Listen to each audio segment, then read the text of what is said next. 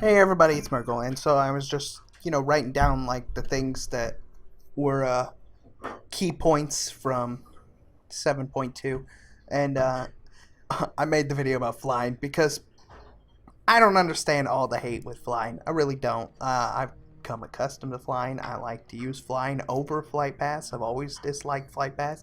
I used to run on foot because I just disliked Flight Pass that much, and yeah, I don't understand the hate for flying, but I mean, everybody's allowed their opinion, so I'm not judging you if you dislike flying, but I assure you, flying is not going to be the downfall of Legion by any means. It might make the prices of herbs and stuff go down a little, but it's not going to crash the game. It'll just make your world quest quicker. In any case, all the things that are changing with 7.2, it's fairly nice. I was just going to summarize pretty much what they said. Um, Artifact weapons are getting more content. We're getting an entirely new set of talents. Not completely, not a complete overhaul, but the way they said it is there's going to be another tree, probably unlocked, and it likely you just flip to it or toggle it or something along those lines. But we're going to have another tree with another golden trait inside of it. So that's nice. It said and every talent like this that has 3 points, they said you'll be allowed to add an additional point to it. So point here, point here, point here, point here. I'm just going to be going along the lines adding new points pretty much. So a lot of points being added along with our new artifact tree of a couple points. So that's nice. It means they aren't becoming obsolete. Somebody was asking me what they're going to do with artifacts after Legion. Well, I don't know. They didn't say nothing about that. So, no news on that. What else? Okay. Alts are going to have it a little easier, the way they said. Like, if you want an alt, it kind of sucks because you have to wait on these stupid artifact knowledges to catch you up. But what they said with 7.1.5, so this isn't 7.2, just 7.1.5, they said they were going to make it so your alts easier. What you do is you take your, excuse me, your order resources, and you come over to your individual, and as opposed to setting artifact knowledge work orders, you're just going to immediately buy levels to catch you up to the current tier. So you'll just pay order resources to immediately catch up, meaning the artifact knowledge on your alts, if they're way behind, will not have to be a worry because they'll get all the way up there very, very quickly. So if there's like a hidden artifact appearance on an alt that you want, you don't have to necessarily wait for your artifact knowledge to catch up. Let's say like your alt is a paladin and you want that corrupted Ashbringer look, you'll immediately be able to pay a couple resources. So couple Blood Star Garrisons, 200 resources each, and you'll immediately get to the top. Really nice for alts. PvP wise, they made it sound like they're kind of making PvP brawls similar to like Overwatch. I'm a big Overwatch fan. I play Overwatch all the time.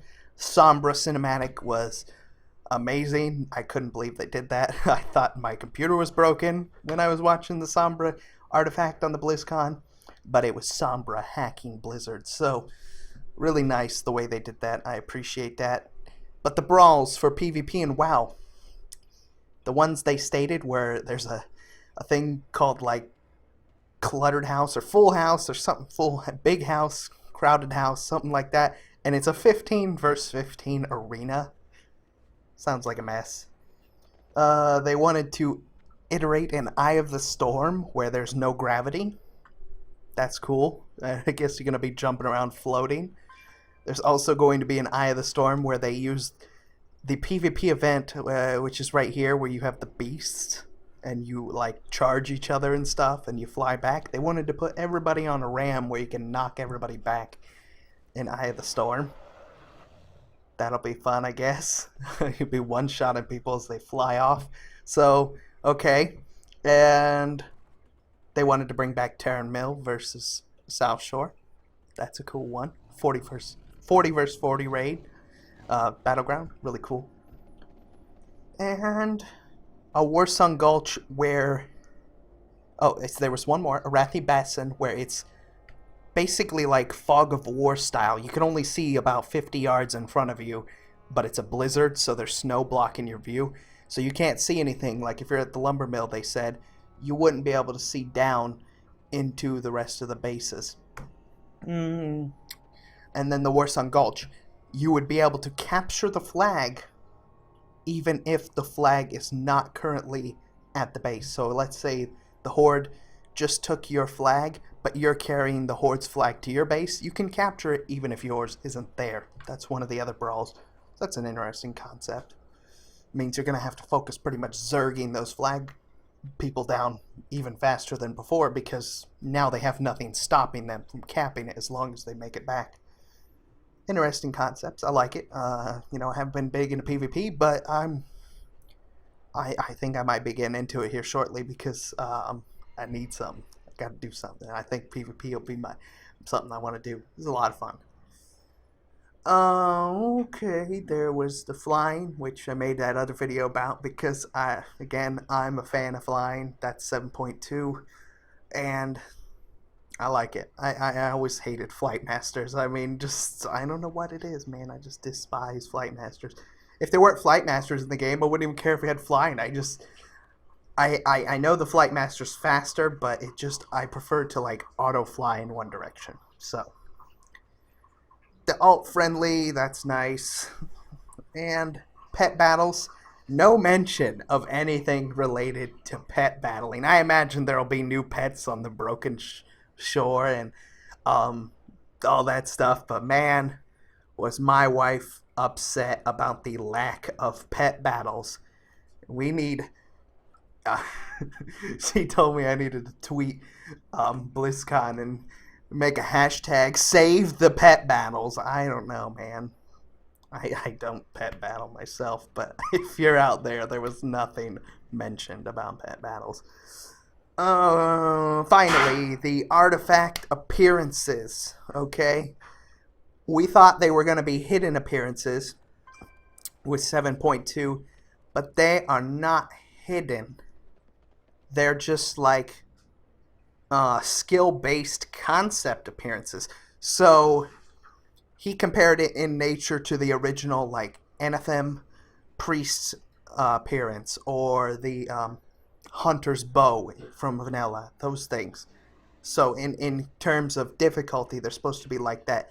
He said also comparable to the Warlock's Green Fire, which even though there was no magical confirmation, I was the first person on Kel'Thuzad who had the Green Fire. I'm almost certain because I got the book off the very first rare that we ever killed on the server, and I immediately went and did it. I took me about 50 tries, so I had it within like, I'd say, an hour and a half of Thundering Isle being possible to kill the rares. So it was really awesome, and everybody was freaking out. And I attest that was a rather challenging event. Very, very difficult, right? I had no idea. I had no knowledge of what it was going in there. And for like the first month, it was bugged, which made it even harder than it was initially made. So if the bug wasn't there, I think it would have been a little easier. But that doesn't change the fact that it still was quite difficult. And it did take a lot of effort, I would say. And the only reason I got it fast is because I got the book immediately. Like the very, very first kill on the server, I had the book, and I got so many offers for it. But I don't care about gold. I wanted to go get that Green Fire and be cool as hell. So if it's anything difficult like that, that will be awesome. That's how they said these necked artifact appearances are coming into the game. So the Shattered Ashbringer was one of them. People were curious about. They're like, well, how do you get this? Everybody was messaging me, and because I make the hidden artifact videos, and I was like, I don't know. It's not even in the game. I can't tell you how to get it. That's how you get it. It's going to be some very difficult Ret Paladin chain quest to prove your skill as a Ret Paladin. Same with any of the skins. All the skins are related to the difficulty of the class with a very hard, I imagine, scenario of some kind. So that's how you're going to get all your new skins. The they said that it wouldn't be anything other than that. So I imagine there's probably no hidden trigger. There's probably nothing. There might be a little bit of something behind it, but um, it's not going to be super secret. It's just going to be, hey, this is how you do it. From the way they were explaining it, so it shouldn't be hard to find those appearances. The hard part will be doing the actual thing, and that's it. That's really all there is to it. So interesting stuff. I made a lot of fun. Can't wait for 7.2. And that's all there is. So thank you all for watching. I hope you enjoy. And I'll see you again soon. Bye-bye.